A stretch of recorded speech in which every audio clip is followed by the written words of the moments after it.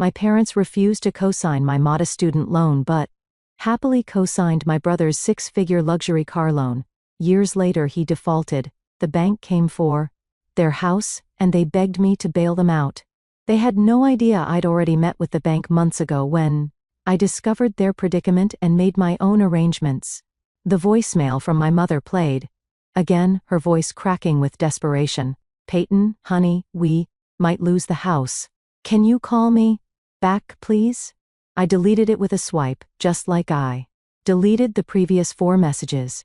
Karma, really, is patient. She waited 12 years to deliver this moment. I'm Peyton, and the last time my parents desperately needed my help, I was 18 and sitting at our kitchen table with college acceptance letters spread out before me. That memory is seared into my brain like a brand.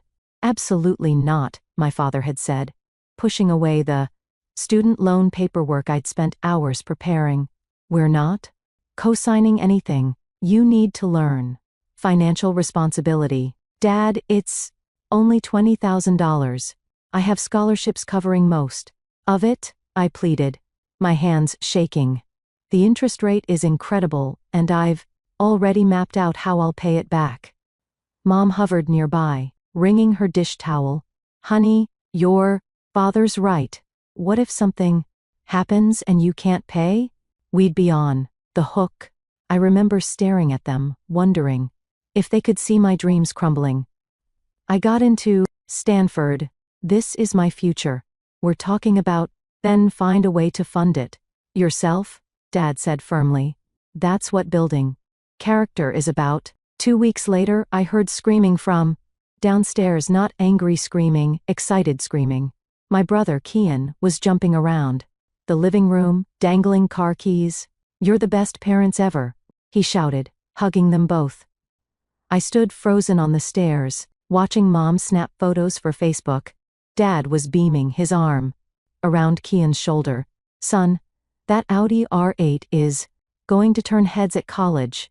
We'll need you both to sign some paperwork," the dealership guy said, pulling out a thick folder. "The loan is for $120,000. My mother didn't even hesitate. "Of course, anything for our baby boy's first car." I must have made a sound, because Mom looked up and saw me. Her smile faltered for just a second. "Oh, Peyton, come down and celebrate with your brother." I walked woodenly down the stairs, my mind spinning. "You're co-signing his car loan?" "Well, yes," Dad said, already signing. "He needs reliable transportation for college. It's an R8, I said flatly. "That's not transportation. That's a status symbol." He enrolled his eyes. "Don't be jealous, sis. Maybe if you weren't so uptight about everything." "Peyton," Mom cut in, her voice sharp with warning. "This is your brother's special moment. Don't ruin it." I watched them sign away 6 figures for my brother's toy, while my much smaller education loan gathered dust in my room. Something inside me hardened that day, like concrete setting around my heart. "I'm going to Aunt Juliet's," I announced, grabbing my keys. "Now?" Mom frowned. "But we're having a celebration dinner. I made your brother's favorites." I was already walking to the door. "I'm sure you did." Peyton, Dad called after me. "Don't be dramatic. This is different. Your brother has shown he's responsible." I turned back one last time. "You're right, Dad. This is different. I won't forget how different it is." I drove to Aunt Juliet's house in my used Honda Civic, bought with money I'd saved from 3 years of summer jobs. She opened the door, took one look at my face, and pulled me inside. "They did something stupid, didn't they?" she asked, making tea. I told her everything. She listened, her face darkening with each detail. "Those idiotic, short-sighted," she muttered. "Peyton, listen to me. This isn't about you being less worthy. This is about them being blind." "They're not blind," I said, my voice hollow. They see exactly what they want to see, and what they see is Kian. Juliet gripped my hands then. Show them what they're missing. Make them regret every double standard, every dismissal, every time they chose him over you.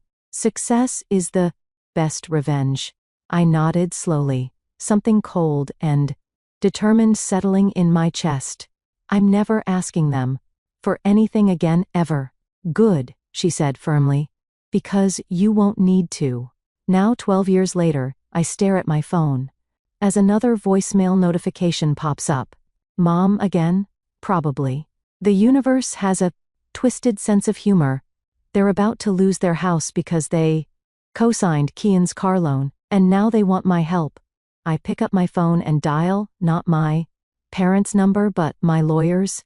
Christian, remember that conversation we had about real estate opportunities? I think I found one. How do you feel about handling a foreclosure purchase? The fluorescent lights of the campus library buzzed overhead as I jolted awake. My face stuck to my economics textbook. 3 jobs plus a full course load meant sleep was a luxury I couldn't afford. Girl, you look rough, Maria, my coworker from the campus coffee shop whispered as she set down an espresso. Double shot. On the house. You're an angel, I mumbled, peeling a sticky note from my cheek.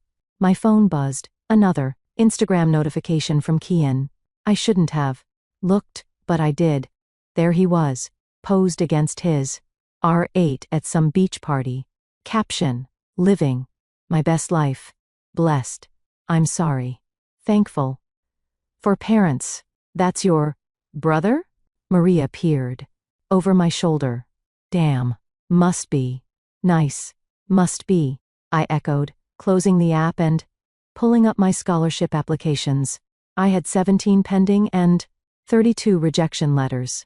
Each no felt like another brick in the wall between me and graduation. My phone rang. Aunt Juliet. How's the hustle? She asked, without preamble. I'm alive? Barely. I rubbed my eyes. Got promoted. At the diner. Extra 50C. An hour. That's something. Listen. I met someone. You need to know. Her name's Isabel, and she's starting a tech consulting firm. She needs a part-time assistant who understands business analytics. I straightened up. I'm listening. It pays better than the diner, and it's actual experience. I told her about your situation. She wants to meet you. 2 days later, I sat across from Isabel in a sleek downtown office. She was younger than I expected, maybe mid-30s, with sharp eyes and a sharper mind. Your aunt says you're working 3 jobs while maintaining a 4.0 GPA, she said, reviewing my resume. That's impressive, also insane. Insanity pays the bills, I replied. Most of them, anyway. She smiled. I like you. Here's the deal. I need someone hungry, someone who understands that success isn't given. It's taken. That sound familiar? I thought about Kian's Instagram, about my parents' signatures on his loan. Very familiar. 20 hours a week, flexible around your classes, better pay than your other jobs combined. Plus, I'll teach you everything I know about building a business from scratch. When can I start? Isabel became more than a boss. She became my mentor. While Kian posted photos of spring break trips and car shows, I learned about market analysis, client acquisition, and the art of strategic planning. One night, working late, Isabel found me crying over my laptop. What happened? She asked, pulling up a chair. I showed her the email from my parents. They sent key and money for car repairs. Apparently, the R8 needed specialized maintenance. The same week, I'd had to choose between textbooks and groceries.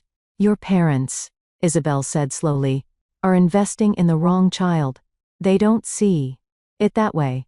They never will. She closed my laptop. Then make them see. Not now. You're not ready yet, but someday they'll need something from you. That's when you'll show them exactly what they overlooked. How can you be so sure? Because entitled people always crash eventually. And when they do, they look for safety nets. She smiled grimly. Be too high for them to reach when that happens. Months turned into years. I graduated summa cum laude, juggling honors classes with my work for Isabel. Keon dropped out after 2 years. Car racing wasn't an acceptable major apparently. My parents never asked how I managed it. They were too busy dealing with Keon's temporary setbacks. I was at my desk at Isabel's firm, now partly mine, after she'd made me partner when Aunt Juliet called. Check your email, she said without greeting. Just got this from your mother. I opened the forwarded message. It was a group email to extended family, trying to be casual but screaming desperation between the lines. They were considering downsizing and exploring options for their house. What happened? I asked, although I already knew. Keon defaulted on the car loan. Turns out there was a clause in their mortgage about additional debt obligations. They're in pre-foreclosure, but they're too proud to admit it publicly. I leaned back in my chair, thinking about all those nights in the library, all those double shifts, all those scholarship rejections. That's terrible, I said, my voice neutral. Someone should really help them. Juliet was quiet. For a moment. Peyton, what are you thinking? I opened my investment portfolio and started calculating. I'm thinking it's time to diversify into real estate. You're not serious? Oh, but I am. I smiled, remembering Isabel's words about safety nets. They taught me to be self-reliant, after all. I'm just following their example. You want to do what? Christian leaned forward. Across his desk, eyebrows raised. My lawyer wasn't easily surprised, but this had done it. I want to buy my parents' house without them knowing it's me. I laid out the pre-foreclosure documents Juliet had forwarded through a shell company. He studied the papers, then looked up at me. This is about more than real estate, isn't it? Does that matter? Legally? No. Emotionally? That's your call. He pulled out a notepad. Tell me about the numbers. I outlined what I'd found. The outstanding car loan was substantial, but the real problem was how it triggered clauses in their mortgage. My parents had refinanced multiple times over the years, probably to help Keon with his temporary financial needs. They're underwater, Christian confirmed, reviewing the figures. Banks moving fast too. Someone there must be annoyed. Can we move faster? He nodded slowly. I know a real estate agent, Kelvin. He specializes in discrete transactions. We can set up an LLC, something generic like Blake and CO Holdings, and have him act as our proxy. My phone buzzed. Another Instagram notification. I checked it reflexively, then froze. What? Christian asked. I showed him Keon's latest post. His precious R8 hood, crumpled, being loaded onto a tow truck. Caption: bad. Times don't last. Coming back. Stronger. Blessed. Family. Looks like the repo men finally caught up with him, Christian mused. That'll accelerate things with the house. Good. I put my phone away.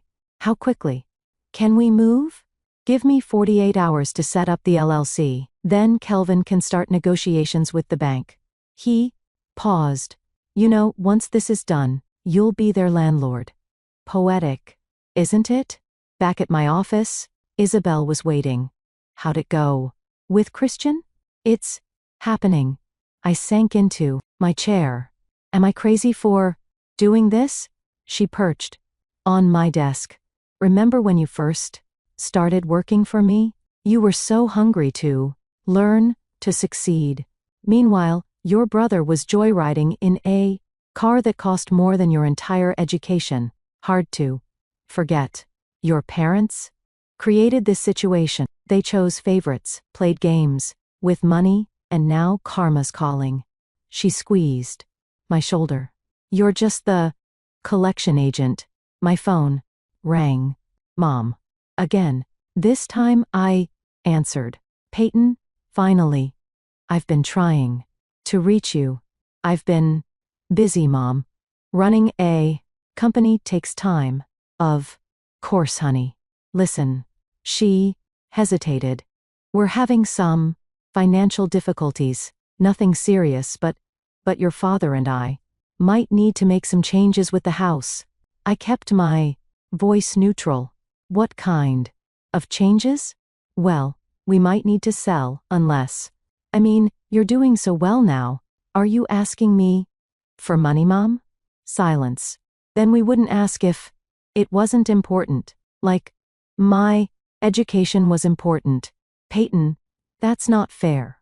We were teaching you responsibility, and now I'm very responsible. Is that all? She sighed. You're still angry about college, aren't you?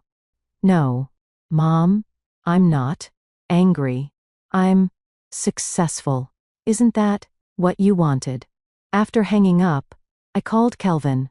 He answered on the first ring. The bank's receptive, he said. They want to avoid a messy foreclosure. I can have preliminary paperwork drawn up by tomorrow. Perfect.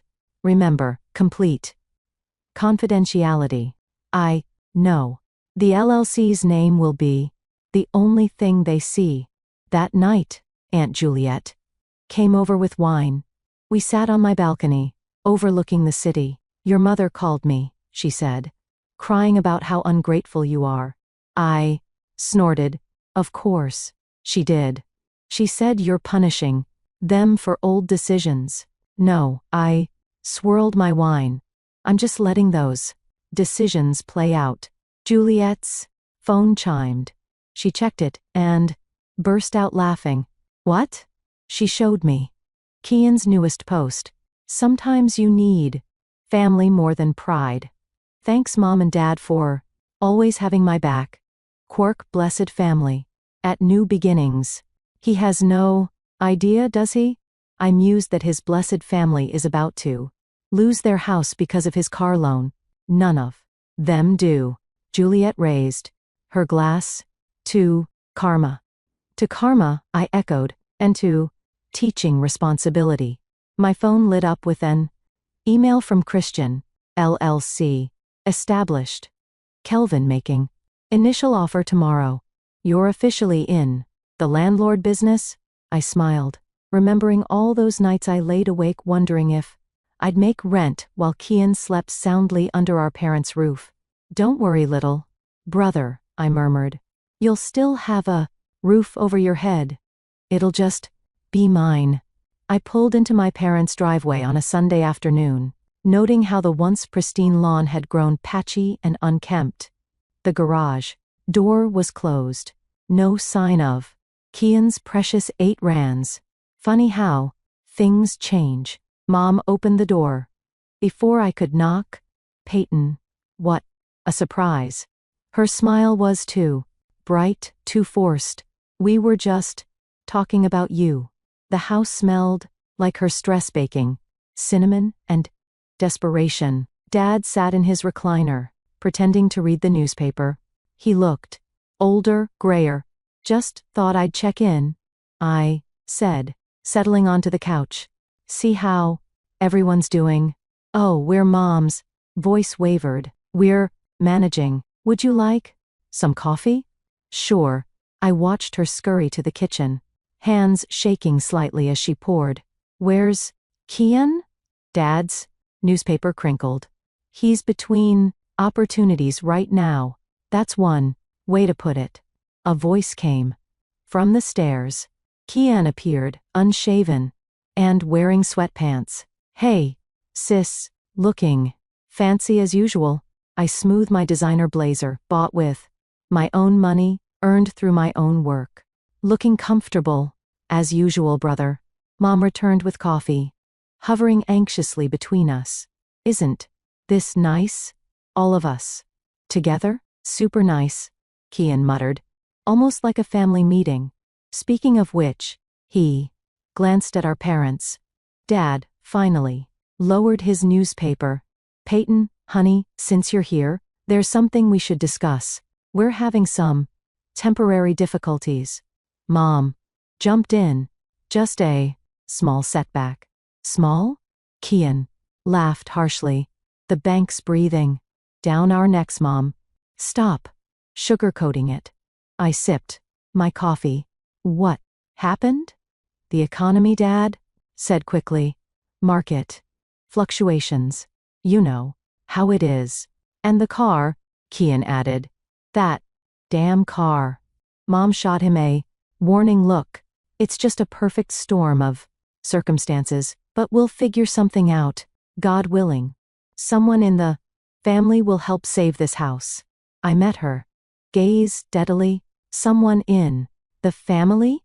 Well, she twisted her hands. You've done so well for yourself, honey, and family helps family. Like when I needed help for college? Dad's face darkened. That was different. We were teaching you responsibility. I finished.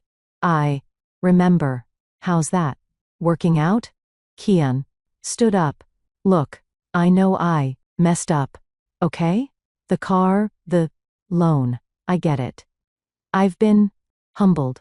But Mom and Dad don't deserve to lose their house because of me. No? I set down my cup. They just deserve to co-sign a 6-figure loan for your toy while telling me to figure out my education alone? You were always the strong one, he exploded. The smart one. You didn't need help. I didn't need help? I stood too, years of suppressed rage bubbling up. I worked 3 jobs.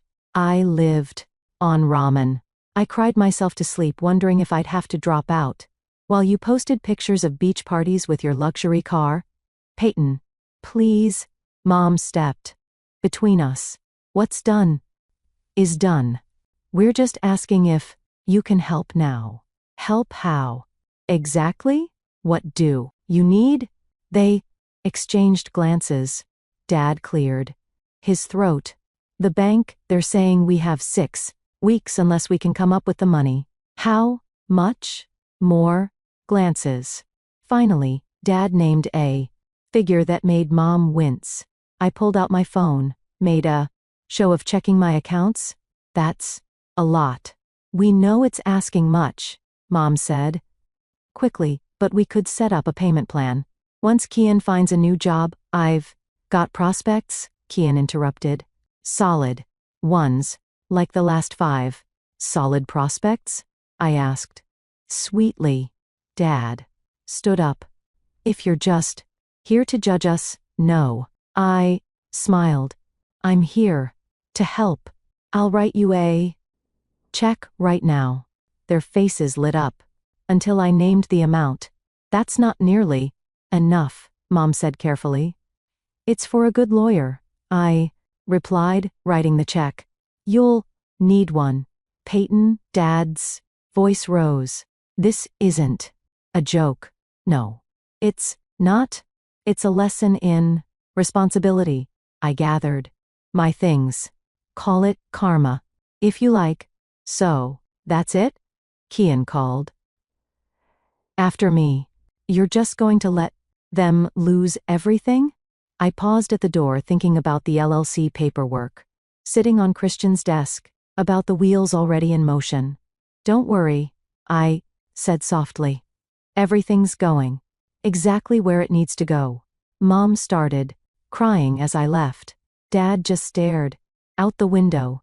Kian kicked a wall. In my car, I called Christian. How's our timeline looking? Banks processing the offer. Should be finalized next week. Perfect. I looked back at the house, my future house. They have no idea what's coming.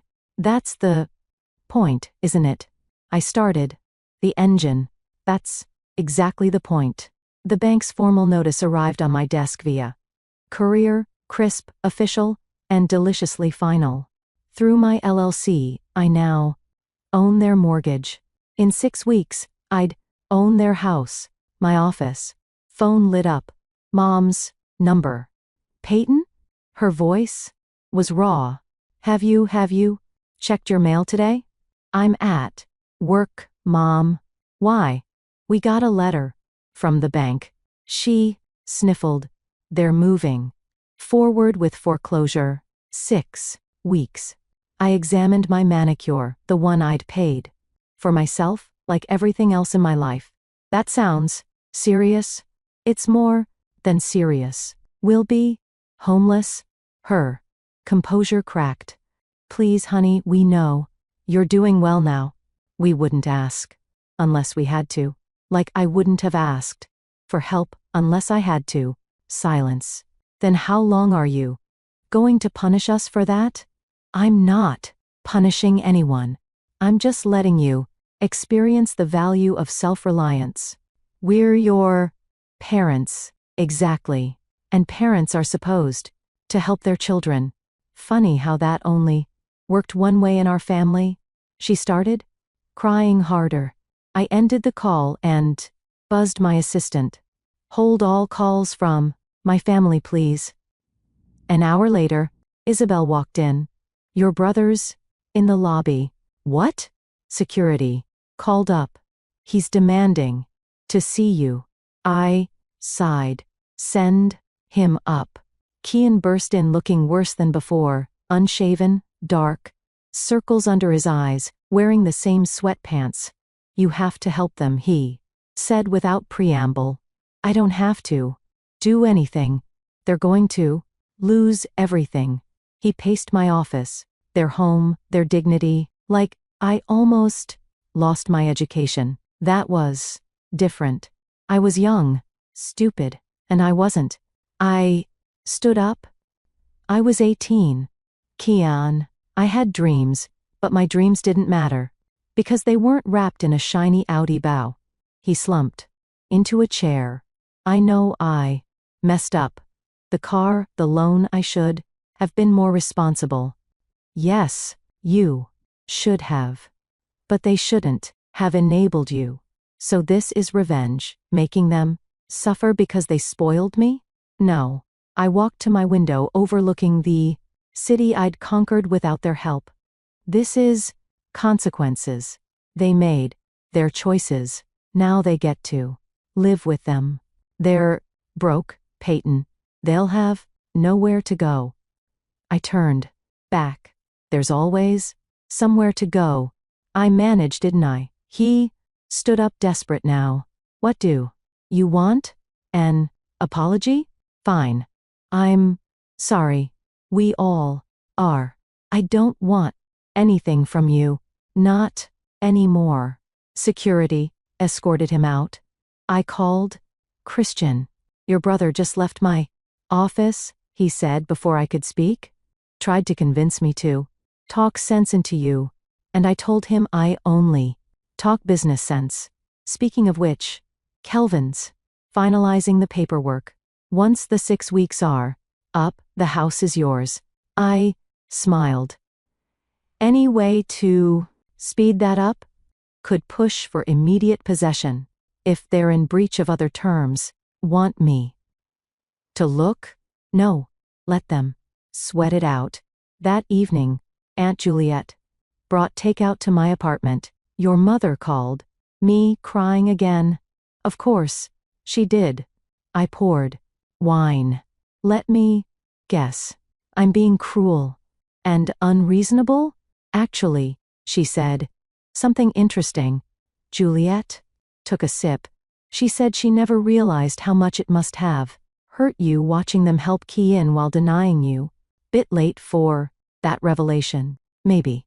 Or maybe that's exactly when revelation should hurt most. My phone buzzed. An email from Kelvin.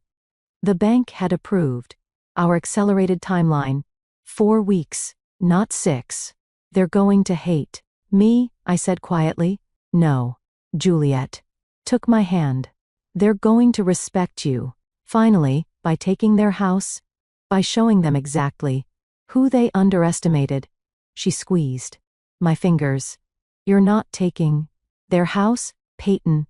You're taking back your power. Later that night alone, I reviewed the rental agreement Christian had drafted. Fair market rate, strict terms, no. Special treatment, business, not family. My phone lit up with a text from Mom. Please, call us. Please, we need to talk about options. I typed back, I already gave you my option. Get a good lawyer. Another text, we're your family. I stared at those words, remembering all the times they'd used that excuse. Family helps family. Unless it was me needing help. Yes, I wrote back. You are family, and I learned everything. I know about family priorities from you. I turned off my phone and poured more wine, toasting my reflection in the window. In 4 weeks, they'd learned exactly what kind of businesswoman their daughter had become, thanks to their lessons in self-reliance.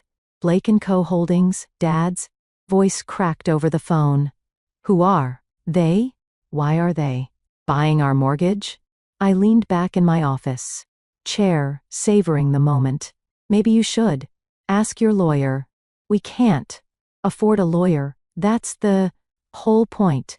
He paused, struggling to control his voice. Peyton, please, if you won't help us, at least help us understand what's happening. What's happening is business, Dad. Just like college was business. Remember? The line went dead. I checked my email, another update from Kelvin. The paperwork was ready for final signatures. My office door opened. Isabel walked in, followed by Keon. He looked different, wearing a suit, clean-shaven, like he was trying to impersonate a responsible adult. Your brother insisted, Isabel said apologetically. Said it was important. I waved her off. It's fine. This should be interesting. Keon sat down, his posture stiff. I got a job. Real one. Good salary. I can help with the payments. Congratulations. Wrong office though. You'll want to talk to Blake & Co. Holdings. Cut the crap, Peyton. He leaned forward. I know. It's you. I kept my face neutral. What's me? The company. Buying the house? It has to be. The timing, the way you've been acting. I'm not completely stupid. Could have fooled me with that car purchase. He flinched. I deserve that. I deserve all of it. But Mom and Dad don't. Really? I stood up, walking to my window. Let's talk about what people deserve, Kian. Let's talk about an 18-year-old girl who just wanted an education. I know it. No. You don't know. I spun around.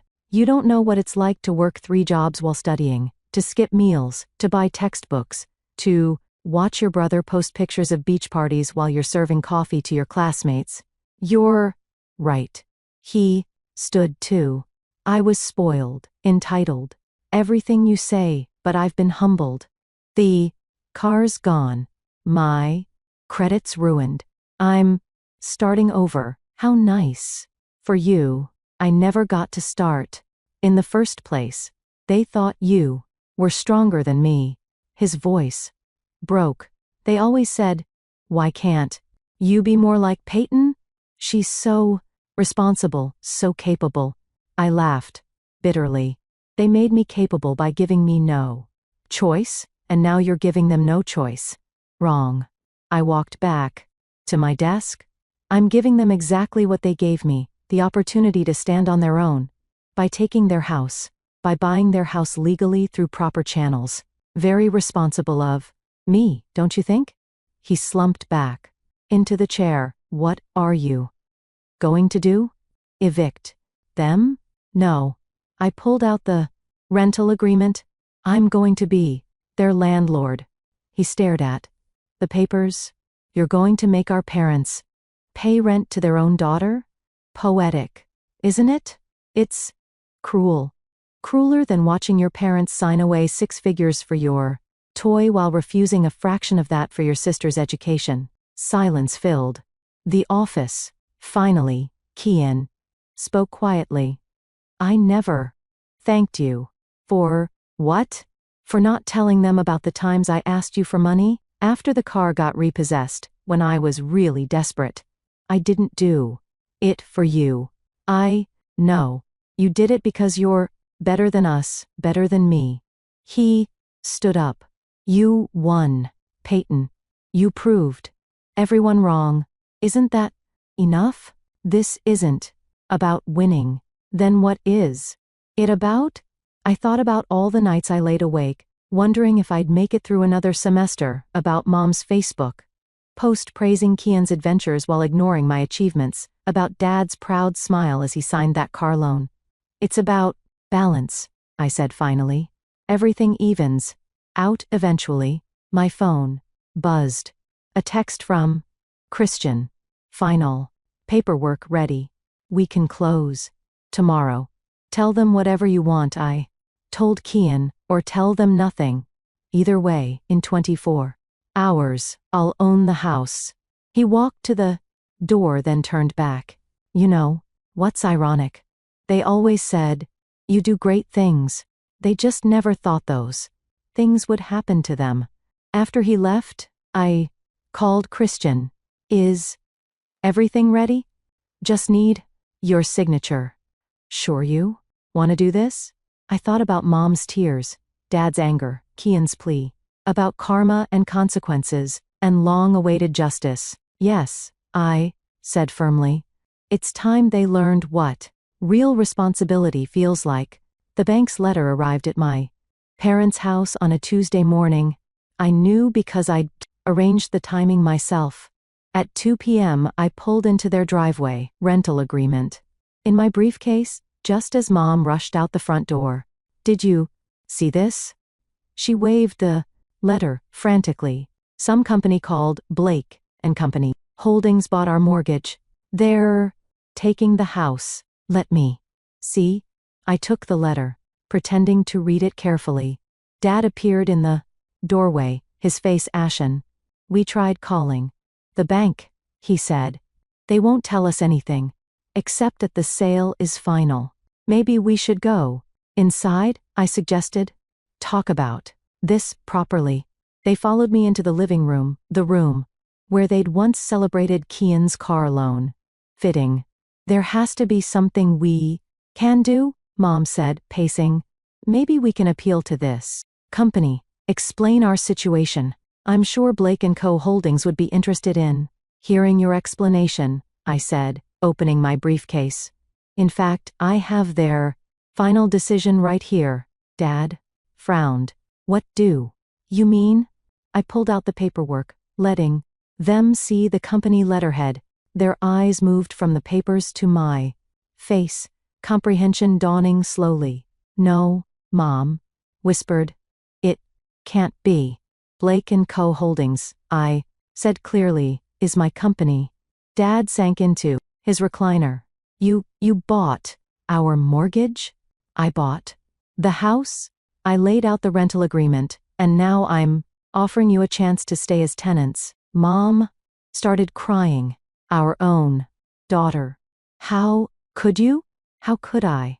I stood up, years of suppressed anger finally breaking free. How could you sign away a fortune for Kian's car, while telling me to figure out college alone? How could you watch me work myself to exhaustion while he partied? How could you post about his achievements while ignoring mine? We were trying to teach you responsibility, Dad shouted. No, you were playing favorites. And now, I gestured around the room, now you get to see exactly what responsibility looks like. By making us pay rent to our own child, Mom's voice was bitter. By making you live with your choices, I pointed to the agreement. Market rate, standard terms, very responsible, don't you think? Dad picked up the Papers with shaking hands. And if we refuse, then you have 30 days to vacate. I hear there are some nice apartments across town, within your budget probably. This is revenge, Mom said quietly. No, Mom, this is karma. Remember when you told me I needed to stand on my own? Well, I did, and now I own the roof over your head. The front door opened.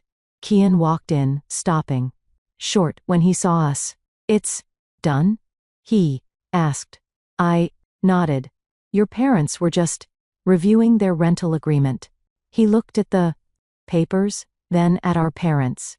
Sign it. Kian, Mom gasped. Sign it, he repeated. We deserve this. All of it. Dad threw down the papers. How can you say that?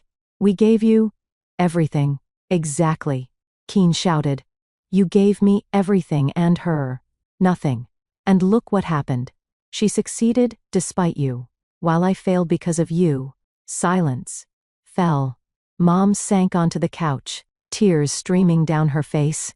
Dad stared at the floor. I picked up the rental agreement. You have 24 hours to decide. Sign and stay, or don't and leave. Very simple, very responsible. Peyton, Mom, reached for my hand. I pulled away. 24 hours, I repeated. I'll have my lawyer collect your decision tomorrow. Walking to my car, I heard footsteps behind me. Kian. That was intense, he said. That was necessary. He nodded. For what it's worth, I'm sorry for everything. I know. I opened my car door, but this isn't about you anymore. It's about them finally understanding what they did. And after they sign, I looked back at the house, my house now. Then they'll learn what it feels like to depend on someone else's mercy, just like I did. Will you show them any? That depends on them. I started the engine. But first, they need to learn their lesson. As I drove away, I saw Mom watching from the window, Dad holding her shoulders. They looked small, defeated, just like I'd felt all those years ago. My phone buzzed. A text from Aunt Juliet. Is it done? Yes, I replied. The house is mine. And your parents? I smiled, thinking about the rental agreement sitting on their coffee table. They're about to learn what real character building feels like. Christian handed me the signed rental agreement, his expression amused. They didn't even try to negotiate terms. Of course not.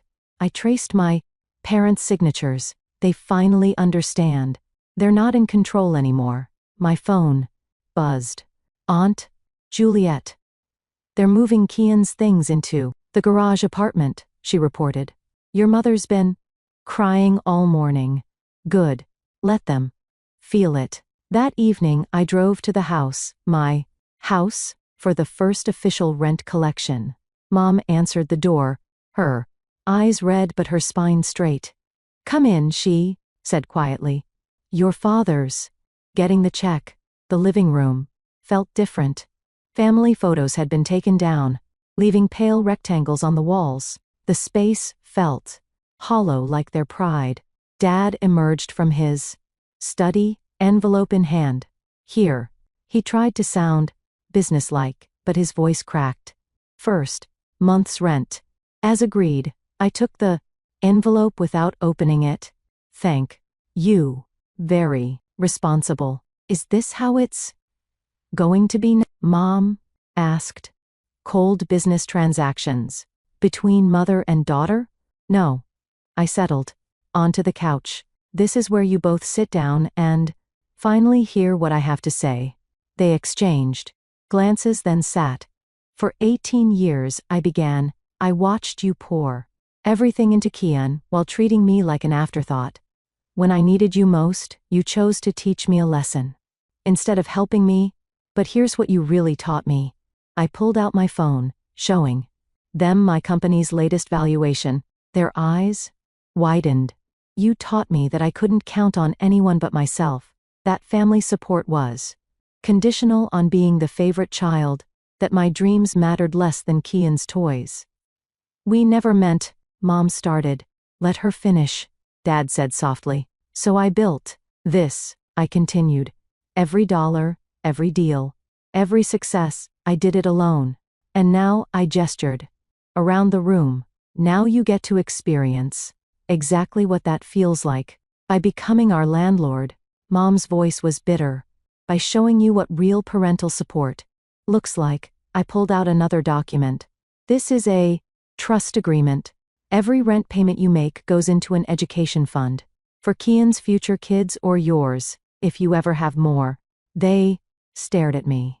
You? See? I stood up. I'm not just teaching you about consequences. I'm teaching you about legacy. About investing in the next generation properly. Why? Dad asked. Why not just take the house and be done with it? Because someone in this family needs to break the cycle. Someone needs to show what real responsibility looks like. Footsteps on the stairs. Kian appeared, carrying moving boxes. Did you tell them? He asked. Tell us. What? Imam looked between us. The trust isn't just for future education, Kian said. It's also funding my night classes. I'm going back to school for real this time.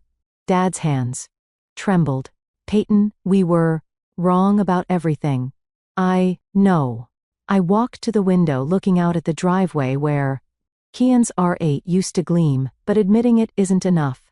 You need to feel it. Every month when you write that rent check, you'll remember how it felt to deny your daughter help while indulging your son. And then, Mom asked quietly, and then maybe you'll finally understand what real parental love looks like. Not enabling, not favoritism, just pure unconditional support. I turned back to them. I'm not evicting you. I'm not even charging you above market rate. I'm just making you face your choices every single month. He had set down his boxes. She's being kinder than we deserve. No, I corrected. I'm being exactly as kind as a parent should be, firm, but fair, supporting growth, not enabling destruction. Mom started crying again, but differently this time. Dad just nodded, understanding, finally settling into his features. The rent's due on the 1st, I said, walking to the door. The trust documents need your signatures by Friday. Very simple, very responsible. Peyton, Dad called after me. We're proud of you. We should have said that years ago. I paused at the door. Prove it, not with words, with actions. Every month, with every check. Prove that you've learned what real family support means. Driving home, I called Aunt Juliet. How did it go? They signed. They cried. They apologized. And how do you feel? I thought about the trust agreement, about Kian's night classes, about the look of revelation in my parents' eyes. I feel I smiled, watching the city lights blur past. I feel like I finally taught them something valuable about responsibility. Funny how that works out, she said. Yes, I agreed, thinking of all those years of struggle that led to this moment. Funny how they taught me self-reliance, and I just returned the favor with interest.